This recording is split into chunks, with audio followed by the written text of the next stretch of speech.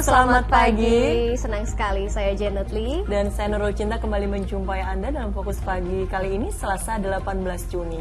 Dalam 1,5 jam ke depan kami hadir dengan rangkaian informasi dan peristiwa terbaru yang berhasil dihimpun tim redaksi kami hingga dini hari tadi. Inilah Fokus Pagi selengkapnya. Ya, kita ke informasi yang pertama, pemirsa, sapi kurban yang akan disembelih mengamuk serta menyeruduk motor yang terparkir di kawasan Kalisari, Pasar Rebo, Jakarta Timur. Sementara itu petugas pemadam kebakaran mengevakuasi seekor sapi kurban yang masuk saluran air di Warakas, Tanjung Priok, Jakarta Utara. Prosesi penyembelihan hewan kurban di berbagai daerah diwarnai sejumlah insiden seperti di pesisir selatan Sumatera Barat, seekor sapi mengamuk hingga mengakibatkan sejumlah panitia hewan kurban terseret. Sementara di Jakarta Pusat, sapi yang mengamuk menyeruduk tiang pos keamanan. Ribuan kantong berisi daging kurban dari sapi sumbangan Presiden Joko Widodo di Belu, Nusa Tenggara Timur dibagikan kepada umat Muslim dan Nasrani. Dalam peristiwa lain, ratusan warga saling dorong dan berdesakan saat pembagian daging kurban di Kompleks Masjid Agung Darussalam, Cilacap, Jawa Tengah.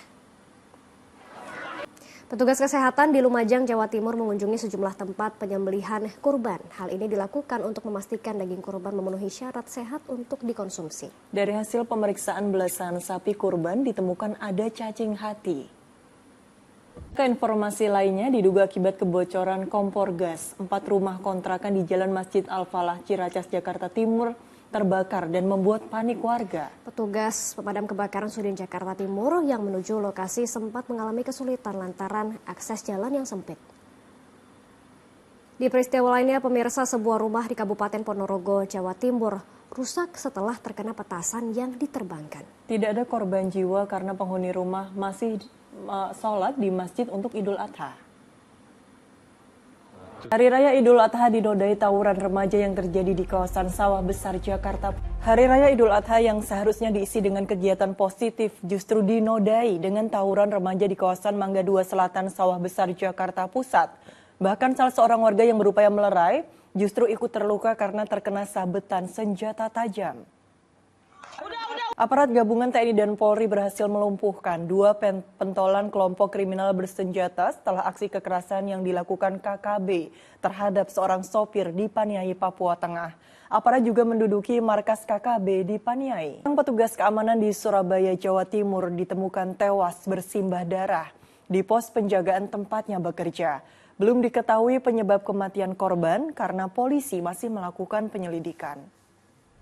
Seorang wanita di Kabupaten Jeneponto, Sulawesi Selatan alami luka parah di sekujur tubuh karena ditikam suami.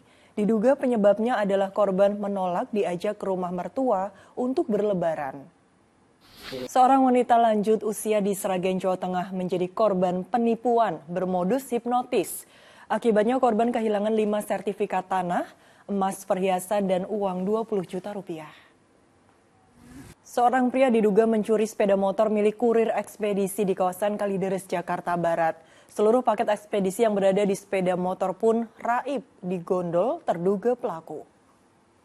Seorang pengedar sabu-sabu ditangkap petugas dari Polres Payakumbuh di Jorong Padang Ambacang, Kabupaten 50 Kota, Sumatera Barat.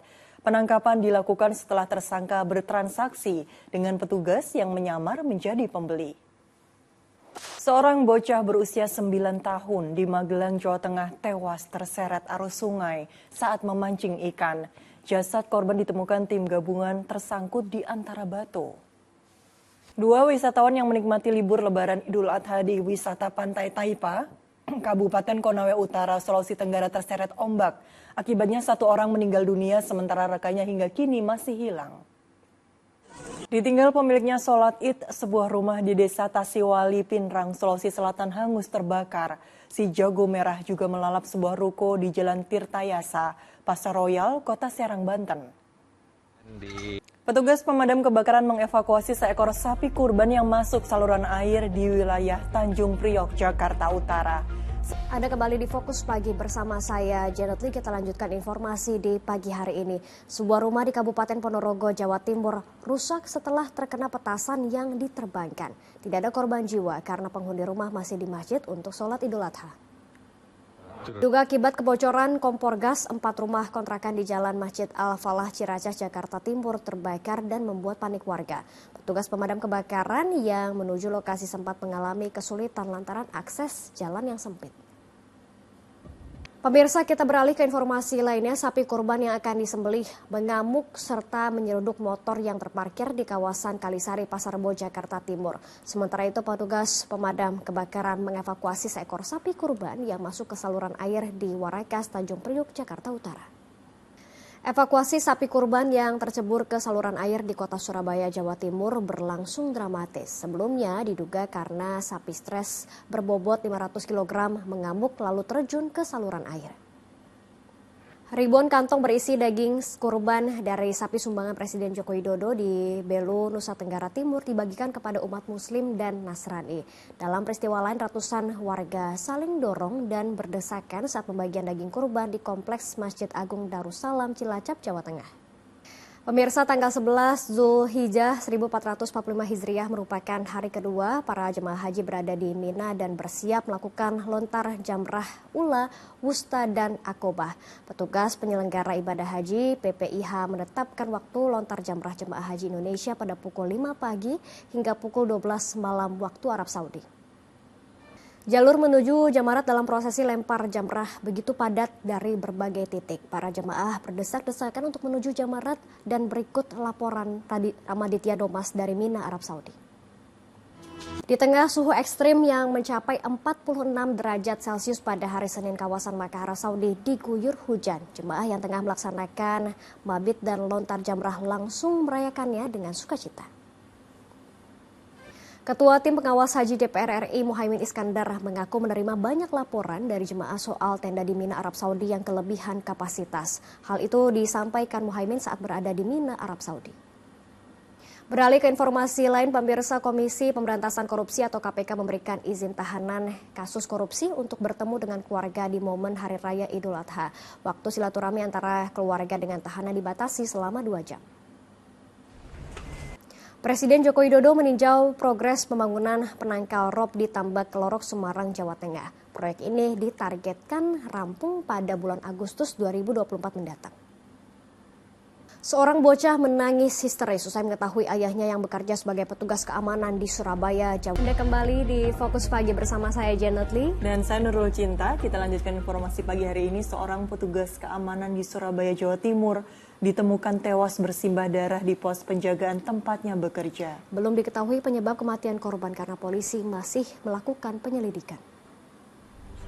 Di informasi lain, pemirsa, sebuah mobil pickup mengalami kecelakaan di ruas tol dalam kota Cawang, Jakarta Timur pada Selasa dini hari. Akibat kecelakaan, pengemudi terluka dan dibawa ke Rumah Sakit Polri Jakarta guna mendapat pertolongan medis. Ya, kita beralih ke informasi lain, pemirsa. Di musim liburan saat momen Idul Adha, sejumlah objek wisata di tanah air ini dipenuhi oleh wisatawan. Ya, salah satunya objek wisata Malioboro di kota Yogyakarta. Malioboro kembali diserbu wisatawan dari berbagai daerah.